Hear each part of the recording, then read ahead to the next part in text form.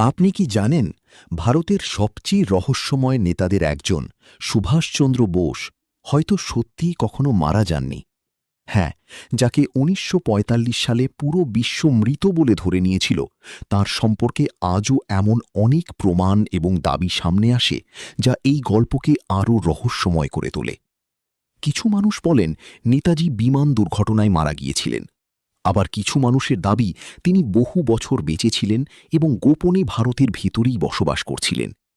ভাবুন তো, যদি ভারতের সবচেয়ে বড় স্বাধীনতা সংগ্রামীদের একজনের মৃত্যু নিজেই একটি রহস্য হয়ে যায়, তাহলে এর পিছনে কত বড় সত্য লুকিয়ে থাকতে পারে?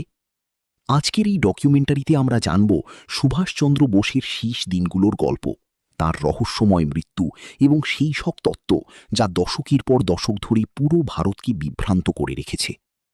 সাল ১৯৪৫। দ্বিতীয় বিশ্বযুদ্ধ তখন শেষ পর্যায়ে। জাপান পরাজয়ের খুব কাছাকাছি ছিল।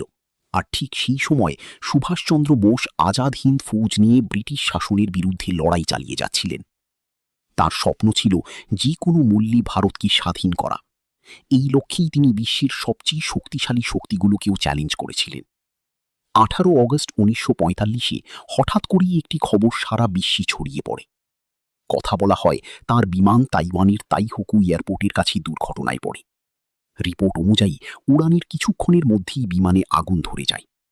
বলা হয় তিনি গুরুতরভাবে দগ্ধ হন এবং কয়েক ঘন্টার মধ্যেই তার মৃত্যু হয়। এবং সম্ভবত সবচেয়ে অবাক করা বিষয় হল সুভাষচন্দ্র বোসের সাথে সম্পর্কিত অনেক ফাইল দশকের পর দশক ধরে জনগণের কাছ থেকে গোপন রাখা হয়েছিল। পরবর্তীতে যখন কিছু নথি প্রকাশ্যে আনা হয়, তখন মানুষের মনে আরও অনেক নতুন প্রশ্ন জন্ম নেয়। কেন এত বছর ধরে এই ফাইলগুলো গোপন রাখা হয়েছিল? সরকার কি কোনো বড় সত্য আড়াল করতে চেয়েছিল, নাকি এটি শুধুমাত্র জাতীয় নিরাপত্তার বিষয় ছিল? অনেক ইতিহাসবিদ মনে করেন সুভাষচন্দ্র বোসের জনপ্রিয়তা এতটাই বেশি ছিল যে যদি তার জীবিত থাকার খবর তখন প্রকাশ পেত, তাহলে ভারতের রাজনীতি সম্পূর্ণভাবে বদলে যেতে পারত। অনেকের আবার বিশ্বাস, আন্তর্জাতিক রাজনীতির কারণে বিভিন্ন দেশ এই ঘটনার পুরো সত্য কখনো সামনে আসতে দেয়নি।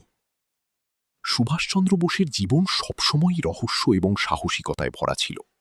তিনি শুধুমাত্র একজন স্বাধীনতা সংগ্রামী ছিলেন না, বরং এমন একজন নেতা ছিলেন যিনি ভারতের স্বাধীনতার জন্য বিশ্বের সবচেয়ে শক্তিশালী শক্তিগুলোকেও চ্যালেঞ্জ করেছিলেন। যখন অধিকাংশ নেতা শান্তিপূর্ণ আন্দোলনের পথে হাঁটছিলেন, তখন তিনি সশস্ত্র সংগ্রামের পথ বেছে নিয়েছিলেন। তিনি আজাদ হিন্দ ফৌজ গঠন করেছিলেন, হাজার হাজার সৈন্যকে একত্রিত করেছিলেন এবং ভারতের স্বাধীনতার জন্য নিজের সবকিছু ঝুঁকির মুখে ফেলেছিলেন। এই কারণেই আজও কোটি কোটি মানুষ তাকে একজন মহান যোদ্ধা এবং প্রকৃত দেশপ্রেমিক হিসেবে স্মরণ করে। কিন্তু তার মৃত্যুর রহস্য আজও মানুষকে অস্থির করে তোলে। কারণ যখন কোনো মহান ব্যক্তির গল্প অসম্পূর্ণ থেকে যায়, তখন ইতিহাস প্রশ্ন করা কখনো বন্ধ করে না। Before we move on, don't forget to like this video and subscribe. It really helps the channel grow.